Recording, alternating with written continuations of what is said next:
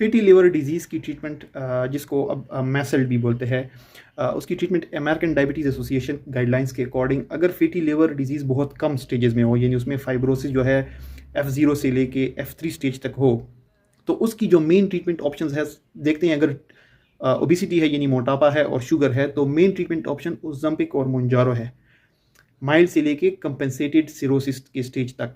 साथ में अगर मैच हो गया तो फिर उसके लिए मतलब हेपेटाइटिस भी हो गया, फैटी लिवर की वजह से हेपेटाइटिस हो गया, मैच जिसको बोलते हैं, फिर उसमें रेस्मेटेरोम दे सकते हैं, ठीक है। और अगर शुगर भी है और शुगर का मेन ट्रीटमेंट यानी इस कंडीशन में शुगर के लिए भी ओज़ेम्पिक और मोंजारो ही देते हैं। फैटी लिवर है साथ में शुगर है तो उसकी भी ट्रीटमेंट ओज़ेम्पिक और मोंजारो से हो जाएगी।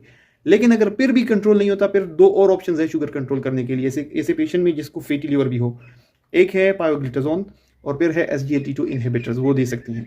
अगर फैटी लिवर डिजीज़ बहुत ही प्रोग्रेस कर गया, ऐसे कंडीशन तक पहुंच गया जहां पर लिवर में बहुत ज़्यादा फाइब्रोसिस है और फिर डिकम्पेंसेटेड स्टेज में जो कुछ होता है, मतलब पेट में पानी जमा होना, यरकान होना, पीली आंखें होना, तो उस स्टेज पे जाके फिर ओज़ेम्पिक मोंजारो नहीं दिया जा सकता। उस स्टेज में जाके फिर शुगर के लिए भी आप SGLT2 इनहिबिटर्स और पायोग्लिटाजोन नहीं दे सकते, फिर आप शुगर के लिए भी उस स्टेज में इंसुलिन ही देते हैं। और फिर रेस्मेटेरोम जो है वो भी आप फैटी लिवर के नहीं दे सकते उस स्टेज में। तो इनिशियल के स्टेजेस में फैटी लिवर में जो मोटापे की ट्रीटमेंट है और जो शुगर की ट्रीटमेंट तकरीबन सेम ही है।